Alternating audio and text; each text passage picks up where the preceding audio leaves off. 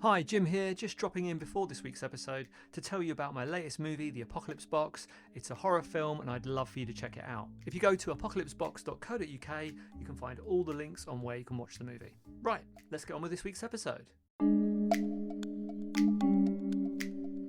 Hi, Jim here, and you're listening to the Honest Filmmaker podcast, career advice from people in the business. This week I'm speaking to cinematographer Benedict Spence. Benedict's been working in the industry for over 20 years, having started out on reality television, working on the first series of Towie. He's now working on big shows, having been Emmy nominated for his work on The End of the Fucking World on Netflix. He's also worked on This Is Going to Hurt on the BBC, and most recently on Eric, starring Benedict Cumberbatch, and a 7-foot monster called Eric.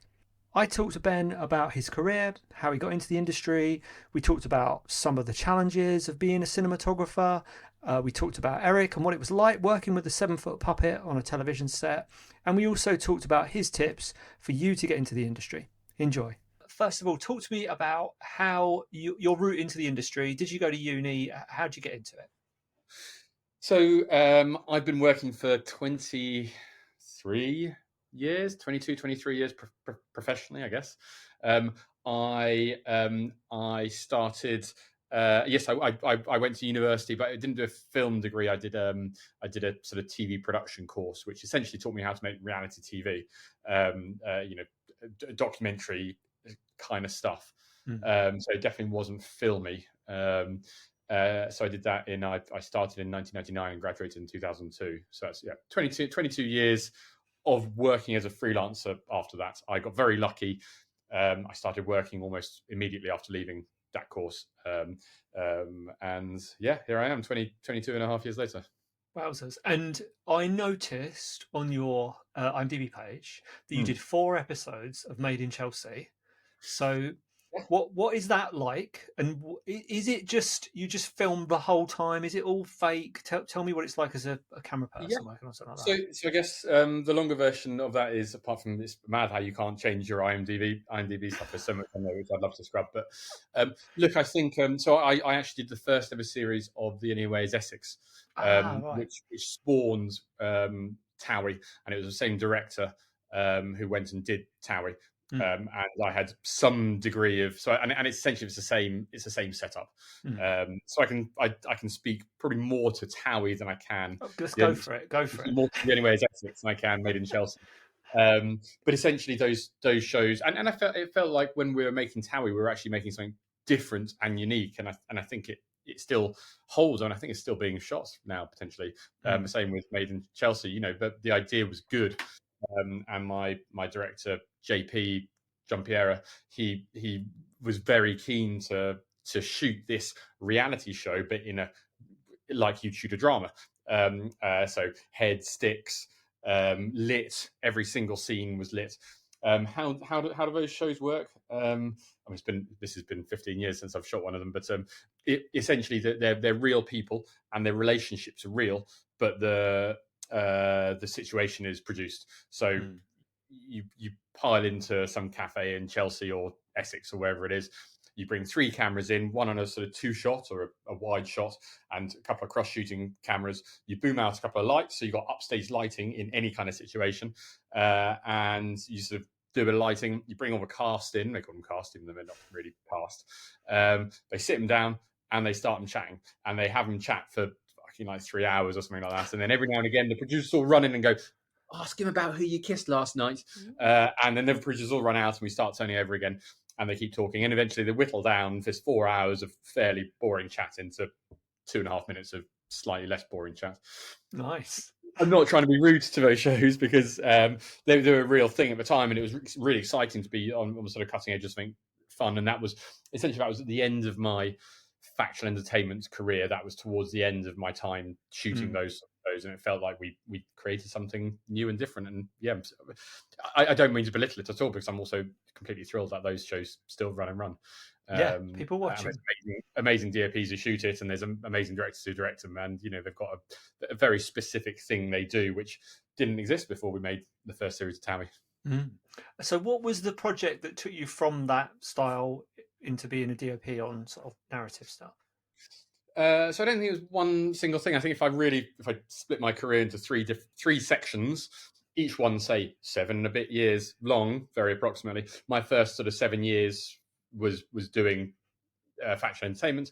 My middle 7 years was the move over, and then the last sort of 5, 6, probably more like 5 years has sort of, I felt like I've sort of landed a bit in that world, the sort of narrative commercial world, where I'm actually a cinematographer who's doing cinematographer things, which so I don't think there's been a single one job which has affected things. There's been sort of a few breaks which have helped, but I guess from a time I was doing children's BBC shows and MTV shows, I was also doing a lot of short films and music videos and trying my best to drag myself into that place. If I'm being totally honest, the first 5 years I worked, I didn't even know what a D.O.P was. I didn't even know what a cinematographer was. I saw them on the credits, but I didn't really know what the job description was and what the job entailed. And, I didn't know how to make things look better, or look what I would call good or interesting. I wasn't taught those things. I didn't know.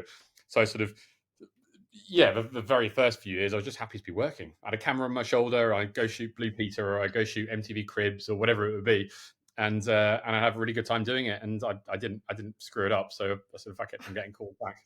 And when you're a freelancer, paying the rent is 2/3 of the battle. So I was always just happy to work. And it took a few years before I started going, I wonder if I can make this stuff look better. And that's sort of very slowly taking me to where I am today.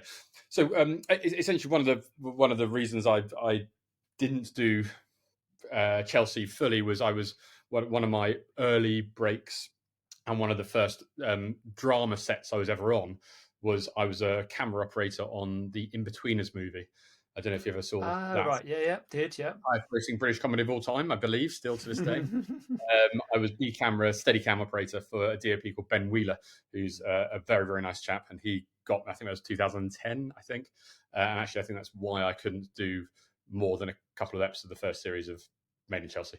And so for me that was a big jump, because suddenly I was on a set which was completely different to the things which I'd been used to doing, and worked in a completely different way, and had real scripts and real actors and marks and lights and all those sort of things. So, I'd done 1 or 2 days on those sort of sets before, but that was 6 weeks end to end, with a very nice D.O.P Ben Wheeler looking after me and making sure that I could do my job without feeling and feel like I knew what I was doing, if that makes sense. Yeah. What's it like shooting a comedy movie? Is it funny, or is it deeply unfunny? Deeply unfunny. Surprisingly unfunny. I mean, it's funny, but it is work. I mean, sort of. I think if you shoot a funny show, it's not necessarily funny. I think if you shoot a scary show, it's not necessarily scary. If you shoot a sexy show, it's not necessarily sexy. I think the content is all those things, but actually the filming of it is the nuts and bolts of filming whatever you do. So, to be totally honest, I like to have a good time on set. Full stop. I'm not saying my sets are a laugh riot, but I don't like stern or horrible serious sets. So I guess for me, it's always quite a nice atmosphere. I'd hope, but shooting a comedy, no, it's not a laugh a minute, unfortunately. Shame. No more than normal. Yeah, I know, it's a shame, isn't it? And so looking back on that progression through all those different types of work you've done, what is there anything you look back on and you think, I wish I'd known that earlier on in my career? Oh my god! Every single job I do, I wish I'd known something more. Like all day long. I mean, it's I've spoken about this before. If any of your listeners have seen any of that stuff, I have a which I'm not going to show you. Can I show you this? No, I can't show you. I have some notes here, all right. and I have one called my work lessons list, which is essentially a long list of all my fuck ups over the years. And because I actually found myself making the same mistakes again and again, and going, I wish I knew that before. I did know that before. Why didn't I do it properly? So I started to just write them down, and any learnings at all, it's mostly negative. It's mostly me having a go at myself for failing to do things correctly. But it's also some positives in there. So yeah, is there anything which I wish I'd known sooner? Yeah, I mean, lots. I mean, I've got buckets. Is it more technical, or is it more personal? It's everything. It's technical and personal, and that's the nature of what I do is technical, creative, and personal, and those are the sort of three elements to being a cinematographer. And it falls apart without all three of those pillars. So the things I'd learned to, I mean, I might write something about color contrast, about some nice color temperatures which work well together creatively, or I might write something technical about high frame rates and flicker and things like that, and what can trip you up when you're really pushing the boundaries of what's technically capable. Or I might just write something about my biggest takeaway, and it's my biggest tip, my biggest bit of thing which I've written down 100 times, and there is never lose your cool. So and I've only done it once or twice on set, and I've instantly regretted it, and I've not done it for years. Thank fuck. For me, that would be a personal thing. That's sort of, I think once you lose your cool on set, you've lost everything. You've lost the battle. You've lost every last little thing. You've lost everyone on set. So you just can't. You've got to be sort of unflappable as a DOP. But yeah, for example, that's the sort of thing which I would happily write down 100 times. Right. Well, you need to release that as a little book, don't you? Is that what you're saving up for? One day, I mean, it goes back to 2017. Yeah. That list. So that's sort of it's one day perhaps. There's a lot of bad stuff in there. There's a lot of me sort of having a go at various people. So I think maybe once I've retired, perhaps, or else it'll retire me. Yeah, it's mostly about myself, but there's also a few little choice notes for people I didn't like. Love it. And have you got a style as a DOP, or how would you describe your style? I mean, I wish I did, to be honest. I don't, and I hope that's my strength. Is that I don't necessarily have a set style. I think I have quite a broad range of styles, and I like that, and I like that because it keeps it fresh. I know there's some DOPs who sell themselves very well on a style and a specialism, and I think that's great for them, and I admire that. And but for me, I'm not sure I have a style. I'm a really great believer in shooting what's right for the script, and it's a fool's errand to try and shoot something which isn't on the page, to try and shoot something against the grain of what it is on the page. So for me, it's always about what's the script, and then take it from there. And is the script minimalist and simple, then you shoot in a minimalist and simple way. If is the script maximalist and have all this stuff in it, then you go, let's do it maximalist. Let's do all sorts of fun things. So I sort of I think that's how that's what I do. But do I have a style? Oh God, I don't know. No, not really. I like texture. I don't like things being too shiny. I think a lot of my commercials work is quite shiny because that's what people expect. They expect high key, bright lighting, lots of backlights. Things to look glossy and shiny. Whereas I think for my drama work, I'd rather have a bit more texture, a bit darker, grainier, mixed color temperatures, a bit more shadow, a bit more shape. But I don't think that's necessarily unique to me. I'd love it if it was. I'd love if that was my style. But And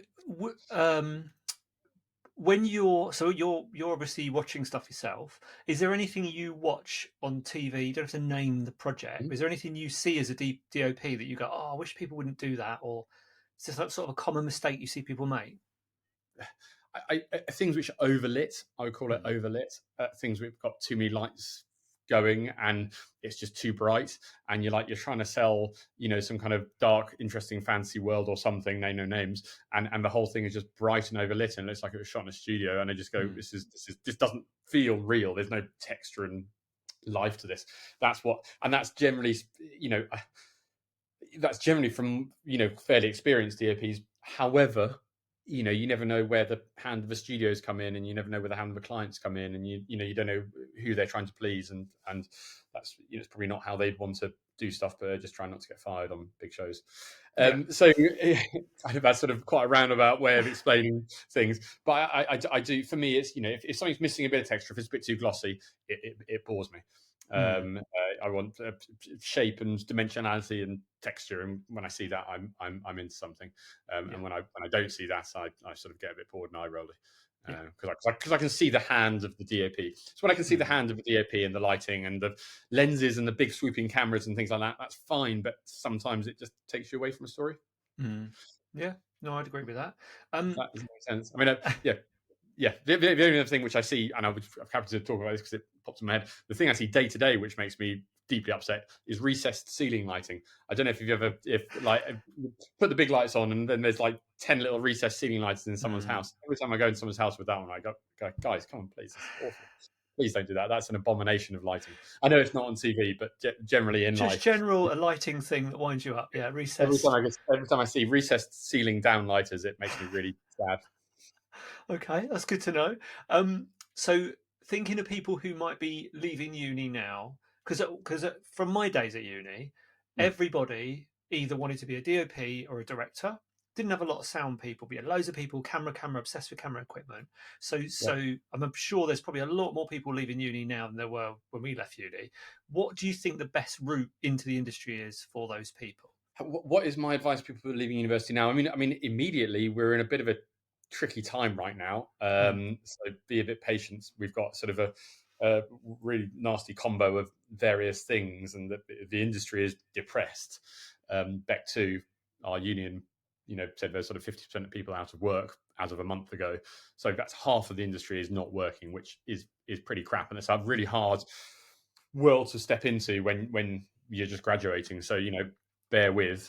I think my sort of biggest advice is number one, don't be in a rush. I've been doing this for, like I said, 22 years plus.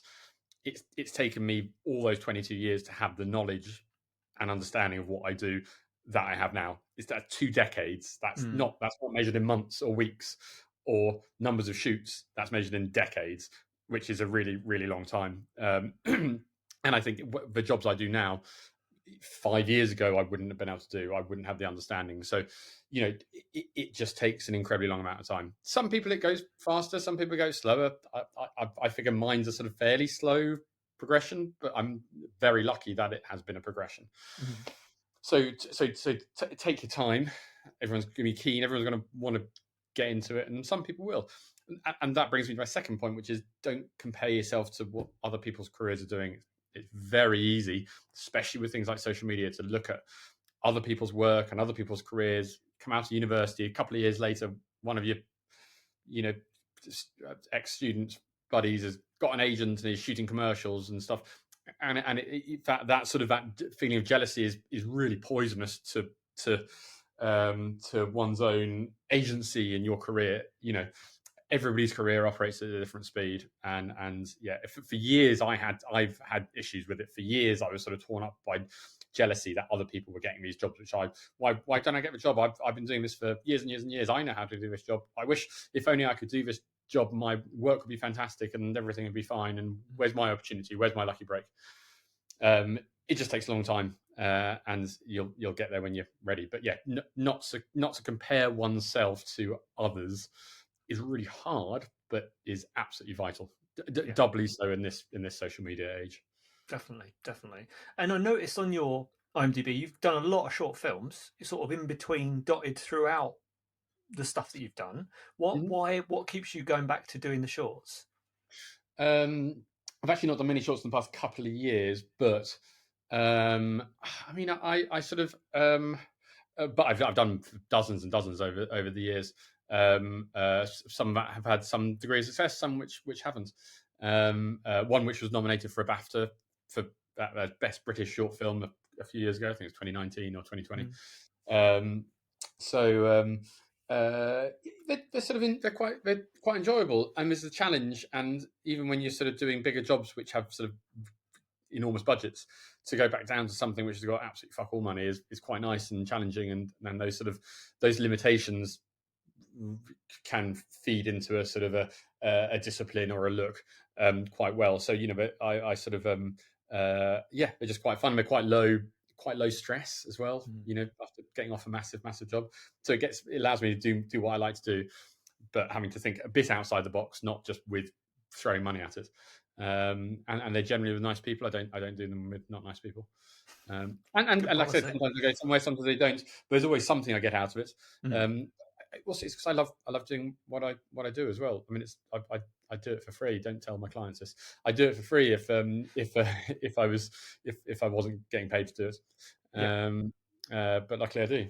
yeah, I mean, it's my dream job. It's the only thing I've ever been any good at, and the only thing I've ever done. So I've been good at and have been able to do for society. So that's why I do the short films. Yeah. Okay. And talking of logistics of being a cinematographer, DOP, do you have an agent? Do they get you work? Do you get your own work? How does it work? Yeah.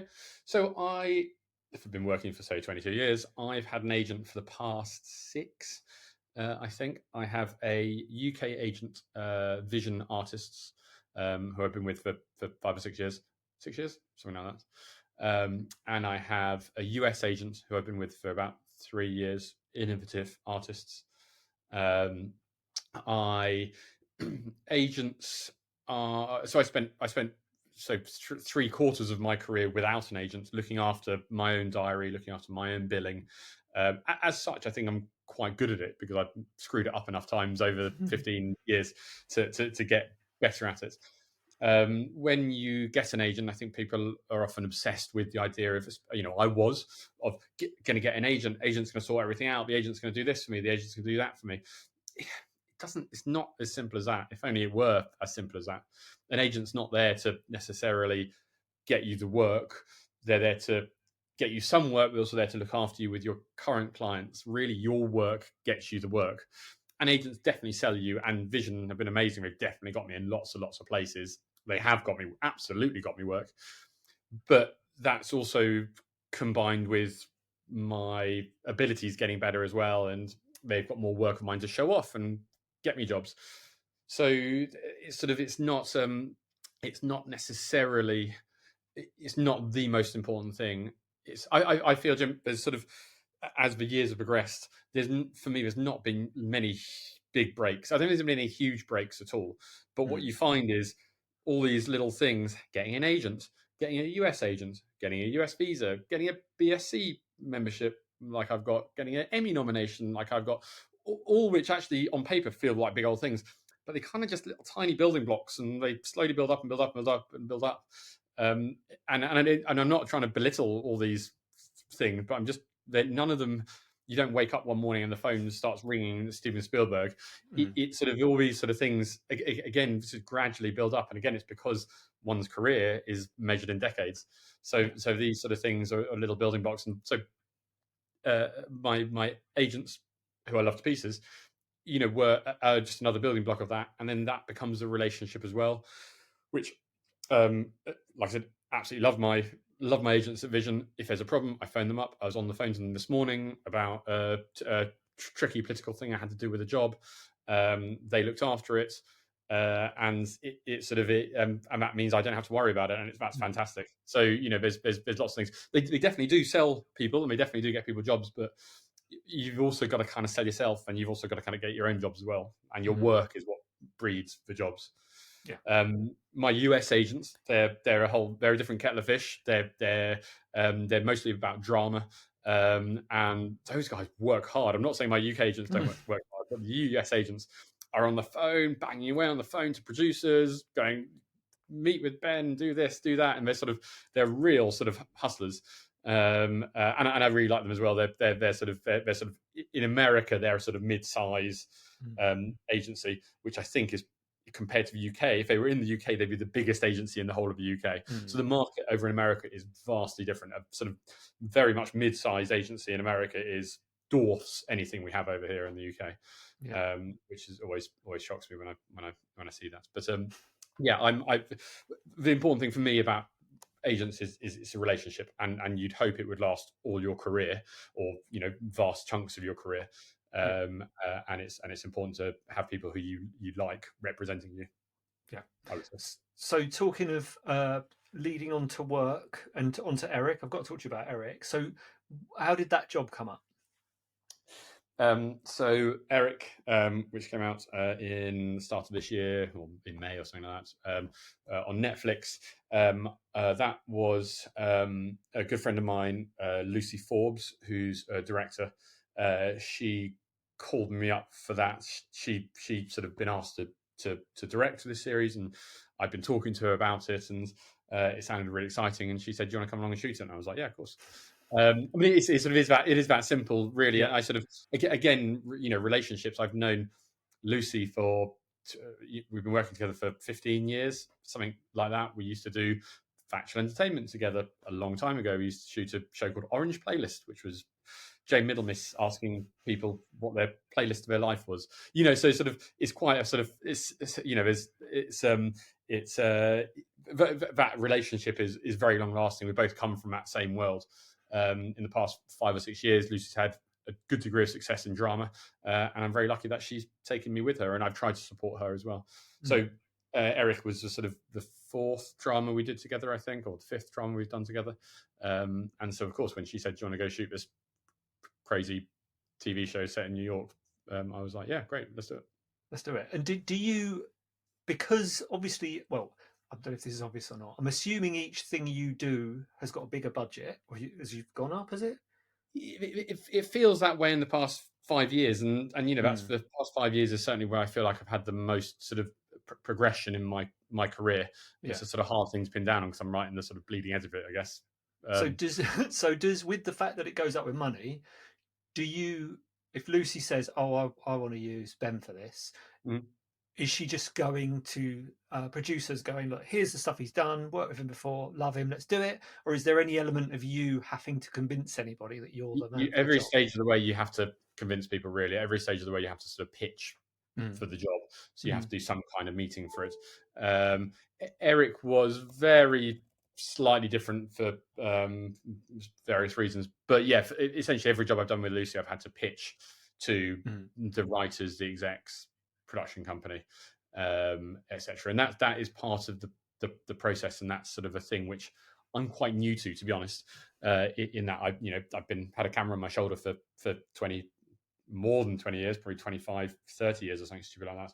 Whereas I've not been doing these pitches for very long. I've only done them a handful of times, maybe a dozen jobs I've pitched for in the past, sort of probably not even, say, 10 jobs in the past 6 years.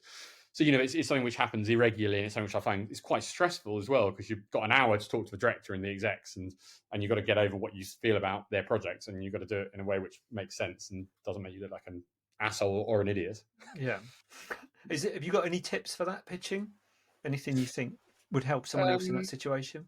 I would say, I mean, it's easy for me to say this. I think if you don't believe in the project, don't do the pitch. And I think if you do believe in the project, then you should be able to quite easily find the things you like about it. And so I think you should be honest, and I think that honesty comes through, and find the reasons you like it. And if you can visualize it in your head, find the words and images of other people's images as well to show what you think the show should look like. So I think it sounds mad, but yeah, a pinch of honesty, and a big pinch of sort of creative thought on it. And then also, it's just nice to show other people's. I get lots of stills from Shot Deck or one of those many websites, or from your own references folder, which I would highly recommend people start doing. If you see something you like, screenshot it, put it somewhere, and then you just show other people's work and say, "Hey, something a bit like this." Yeah, that's sort of the way I do it. But I think being honest, being yourself, and truly saying how you think the show should be, because what you don't want to do is to say how you think they want the show to look like, and then when you come to shoot it, you realize that's not what the show is that you want to shoot or how it should be or anything like that. So you just and ultimately, if you don't get the job, it was never meant to be. Yeah. And Eric's got a particular look about it. So with that, how, I'm assuming you did some camera tests and stuff like that. How involved in that grade are you as well? Because obviously that's going to have a massive impact on how it looks when it gets put on TV. Yeah, so I guess so the sort of the sort of overall my sort of main creative thoughts on Eric. So previous jobs I've done with Lucy were a little bit smaller in scope, both in terms of general screen time, but also in terms of the world which was being created. And for other shows like This Is Going to Hurt or End of the Fucking World, Lucy and I did rule books where we sort of constricted ourselves to just handheld or centralized framing or whatever it may be. Whereas I think as we were looking at Eric, we're like, this is so broad, it's enormous. We can't really constrict it because there's so many things which just won't work for different parts of it. Um, so in terms of the look and the overall style, I mean, I was really keen to not have something which was obviously it's set in the 80s, so it's got a feel of the period. But for a little bit, I sort of talked to Lucy about us lighting it like it was in the 80s, like it was an 80s TV show or something like that. And it just felt really on the nose, and it wouldn't have looked nice. And I think Netflix wants a high-end TV show, and people want to see a high-end TV show on their tellies after paying Netflix 12 quid a month or whatever it is. So sort of definitely pulled back from that idea, but obviously it still had to have something which felt of the time, which felt of the period. So sort of, I mean, number one, obviously you got production design, which is there, but for me, what I wanted to do was to bring a lot of that in the grade, and not just the grade, but just general layers of post work on it. So we did, we did a few little tiny tweaks in camera, a few little lens things, some filtration things to bring about that look. But a lot of it was done in the grade, and that was baked in. Well, not baked into the picture, but that was baked into what we wanted to do from the very beginning. So you can't really just do that at the end. You have to have a purpose and a desire to do it from the beginning. And so on Eric, I worked with Toby Tompkins, colorist, who I've known for many years now, who me and Lucy and he have worked together on most of our shows, I think, if not all of our shows. And he's brilliant at doing sort of film stock emulation, which is great for the colors. But what he's also good for, which he hates me making him do, but is all the sort of grain and texture and halation and all those little things, which individually nothing's going to sell it. But once you add all those things up, all these little tiny bits for in-camera filtration and the halation Toby produces and his look and all this kind of stuff like that, and then suddenly you've got something which feels of the past, and it's almost intangible. It's really hard to say why it feels like that, but it does. But yet I still got to deliver something which was lit like a modern TV show and allowed us to work at speed like a modern TV show and didn't feel like we were sort of really on the nose of some kind of pastiche of the 80s. No, it looked beautiful. Cool, thank you. And the other element of that, which I guess you'd maybe not done before, is so you got Ollie Taylor as Eric, the big monster. How did that change things for you? And was there any kind of recalibration in your brain as to, because he's obviously much bigger than a normal person, and he's got his own limitations. How did that work for you? How's it working with a 7-foot-high giant monster puppet on a busy TV set? An absolute bowling ball to our schedule. So we had an amazing puppeteer, Ollie Taylor, our lead puppeteer, and he had a team around him as well. I don't know if, and he was in this walk-around suit where he had, he was this giant big furry suit thing with a head on. When he put the head on, he also had these sort of FPV goggles, and fed into these FPV goggles were my camera and like a couple of GoPros, so he could see where he was walking. So when he put the goggles on and put the Eric head on, he couldn't see anything other than what those cameras were seeing, which is, I cannot understand how that man managed to do his job, but he did, and it was fantastic. It gave me a real understanding of what, I mean, I saw it, I was there, what puppeteers have to go through physically and mentally. It's incredibly demanding and perform all at the same time. It is also, and this is not a slight to Ollie and his team at all, it is slow and it is difficult. But when it works, it's magical. It's amazing. And also everyone turns into little kids when they're giant. And because Ollie sort of, once he puts a head on, he's kind of half in character and he's doing, Eric stuff. And it turns everyone's little giggling kids. And you sort of have to go up to Ollie and talk to him. And he's like doing his Eric thing and he's talking back to you and you say, can you walk here? And he's like, yeah, of course I'm going to do that. You're just like, wow, this is just silly and amazing.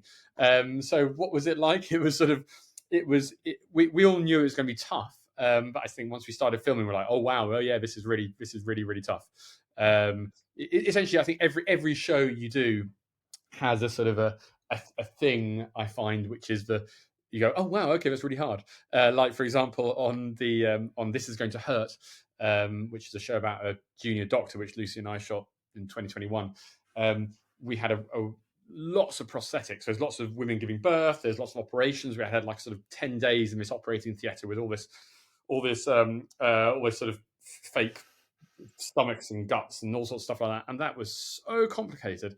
It was incredibly challenging, and you watch it and you go, oh yeah, they're just operating someone, but oh my god, no, it's all that. There's so much stuff there, and I think for me, that was the same with Ollie Taylor and the Eric Puppet and Stitches and Glue and all those guys. It was, I knew it was going to be complicated, but it was way more complex than we expected.